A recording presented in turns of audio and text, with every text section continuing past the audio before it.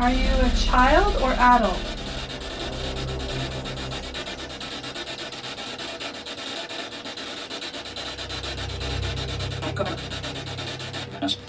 How old were you when you died?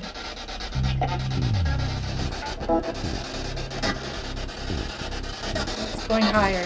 I just had something touch my face. Guys, I just had something touch my face. It's in the front room? Yeah, in the front room. Something just touched my face. Okay.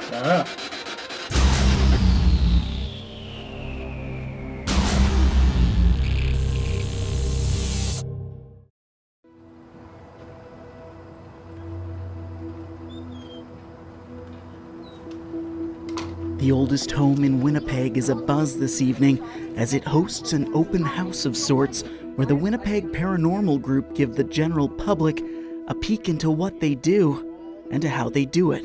The Winnipeg Paranormal Group is a group of friends and family, and we've come together as skeptics and believers to try and find out and figure out what's going on in the paranormal world.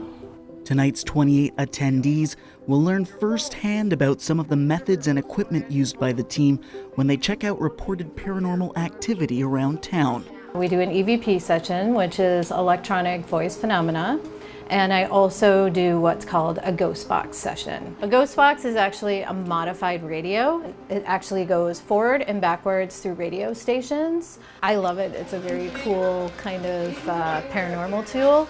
A lot of people either love them or hate them. Okay. So like, we're allowed to go 15 again. We're looking for answers from the spirits through this radio, either through the white noise, if you ever hear that shh, through that, or sometimes it will answer you through some of the radio stations. We'll get to hear like voices and actual names and things like that. Multiple audio recorders and cameras constantly run tonight and at all investigations to capture everything that may occur. The data is also collected through some of the group's K2 meters, devices that measure electromagnetic fields. So we get our K2, our EMF reading. We get our temperature gauge as well. We also get a vibration sensor. So we can put this down in a room, sit down, and we can actually physically see the vibrations of footsteps and things like that. It's awesome. I love it. This is probably one of my favorite pieces of equipment. And then what's even better is it records it. So we can put an SD card in here, and then it will actually give us graphs of everything that kind of happened throughout the night. We used to explain ourselves as more of like a scientific group because we use all of this equipment and things like that, but you can't really call this science per se. It's a very theory-based type of thing that we do because we are looking for ghosts, people say, or spirits or hauntings or things like that, but we are looking to also explain away what's really going on in the house. There are a lot of old houses here, so things creak, houses shift, doors open on their own, and that doesn't mean that there's a spirit in your house.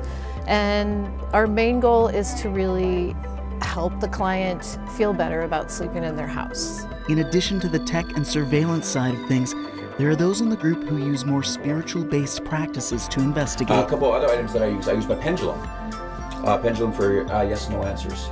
I believe crystals are alive, and they communicate with the energy around us, and they go through me and my intuition, and it'll move for yes and no answers. Scott is a certified crystal healer and is trained as a medium, a skill set Kelly drew on before this evening's public investigation to help her settle some stressful feelings in the middle of a busy day. If there's something going on in your life, that can affect things in a paranormal way as well. All of those feelings and like anger and sadness, it can actually attract spiritual activity. What I do is I'll sage the colleague, I'll make sure that their chakras are open, the crown chakra specifically, and see how much they're open. Then I'll sit with them, make sure that they're cleansing themselves in the smoke, and sit kneeling and holding tourmaline, which is basically rocks that retract negative energy. and I need them to concentrate on what they're feeling and to try to get it out of their mind and put it back into the earth, which is where they're sitting on the ground, on the grass. Is that better? Tonight's event seems to be a success, providing more awareness of Winnipeg Paranormal and maybe even inspiring some future team members or clients to come forward. Ashley, who's now a lead investigator, actually began her association with the group as a client, experiencing odd sounds, moving household items, unexplained fingerprints on walls, and the feeling of an unseen object sitting next to her in bed. She called the experts once her son started telling her his own unsettling encounters. My son at that point was about 2.5. He started asking for a nightlight, and I started asking him why. He had never slept with a nightlight prior. His room in the apartment was pitch black. So I wanted to kind of know why and what was going on and make sure everything was okay. And he looked at me and goes, just plain as day, well, Mama, the dark man comes out of my closet. That was 5 years ago. Ashley and her family have since moved out, but she's still in the pursuit of understanding the unexplained. It's a job not many people last in once they realize how much work is involved, poring over an average of 16 to 20 hours of both video and audio for every investigation. You could look at a video for hours that's just a wall. You're staring at a wall. Like, that's not fun. And we tell people that when they want to join the group. I'm like, okay, I'm going to tell you some of the worst parts of this field. And if you still want to join, and they're so eager at the time, but then when they realize, wow, this is a lot and I don't even get paid to do this. But for us, few that stick with it, it's worth it to us. One of the new recruits is looking forward to her first full investigation. Melanie has had an interest in the paranormal from childhood, but in her 20s, a family tragedy added a much deeper layer to her curiosity. Back in July 2000, my brother died in a car accident on his 27th birthday. And that's what really started things for me. It was just nonstop activity around my apartment. I saw his apparition standing in my kitchen from the knees up. He knocked a picture frame down right before my eyes, slammed down, face down on the end table. And I saw what looked like heat, like you see above a campfire. The air was wavy, but it was the size of a human body, but the air was wavy, sitting on the couch right next to where the picture frame slammed down. This is like a life passion for me, and for me to find more evidence and why I became so emotional that first investigation, it's just that further validation that yes, my brother's okay. And yes, one day I'll see him again. And it provides such a great deal of healing for me.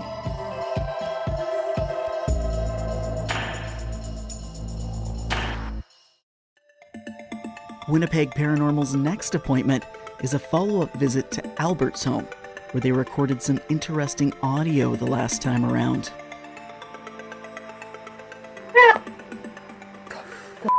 What is that? Hello? Hello? Are you trying to talk to us? Did you live here? So he was experiencing full apparitions in his home, as well as some unexplained things. So he was getting scratches on him. He'd wake up and there'd be a new scratch. There was times where his wife was looking at him and she could actually see the scratches forming on his chest. They were doing renovations and he had drywall thrown at him. Like a big sheet of drywall just came flying off the wall. Well, I've had scratches appear. Generally they're in three rows. The last one I had though was on my neck. I had two going one way and then one going another way, almost like an X. That was different. I've had on my arm, I've had on my stomach, and yeah, they'll just appear and they'll be like itchy, and my wife has seen them. We definitely try and debunk. We try and find that logical reason. Oh, you're hearing knocks on the wall, let's check your pipes. Are your pipes loose? we always try and get a base reading for electricity. So is it possible that you have old wiring, or the wiring's frayed or something, because that can affect people as well. You've got all these electromagnetic fields, EMFs, and those can cause hallucinations, those can cause paranoia, those can cause feelings of being watched, which is a lot of the same accounts that people report when they're being haunted as well. So we definitely try and find those logical reasons first. And if we can't find anything logical, again, we don't necessarily jump to it's paranormal, it's a ghost. We still say, okay, let's look into this a little bit more. Are you a child or adult?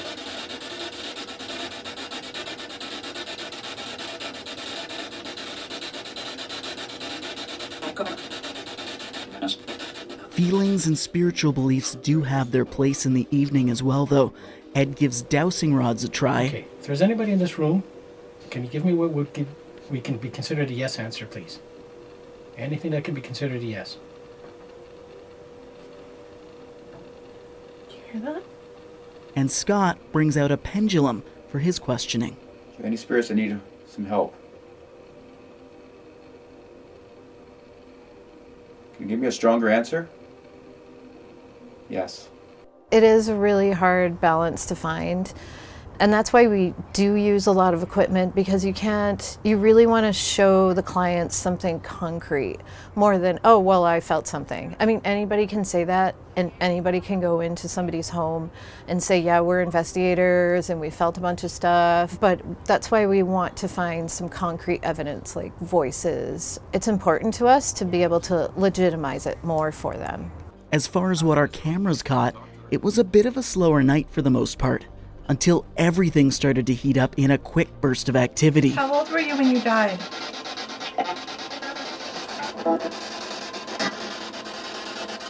It's going higher. I just had something touch my face. Guys, I just had something touch my face. It's in the front room? Yeah, in the front room, something just touched my face. Okay. I'm going back. Can you describe it? It was almost like a bug crawling on me, but there's no bugs in there. There's nothing on me that I can see or anything around me. When I was in the room upstairs, I definitely felt something come across my cheek, almost like something crawling on my face. Around the same time, the homeowner was still feeling like he was being scratched. It was still burning on his forehead, which actually, when we looked in the mirror, you could actually see a raised red line on his forehead.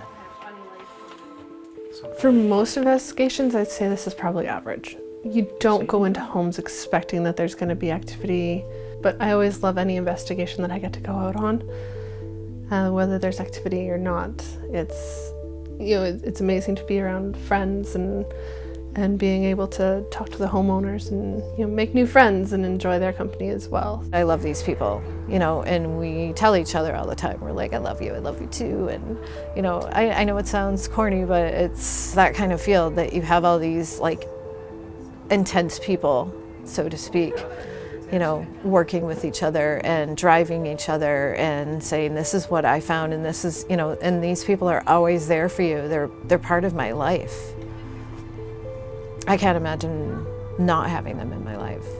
That's what makes it so perfect. You're not just sitting in the dark by yourself. You're sitting in the dark with your friend who, if you look at them the wrong way, they're just gonna burst out laughing and that whole EVP session is gone. But, having that connection on the team, it helps the team as a whole on investigations and outside. And they're my little para family.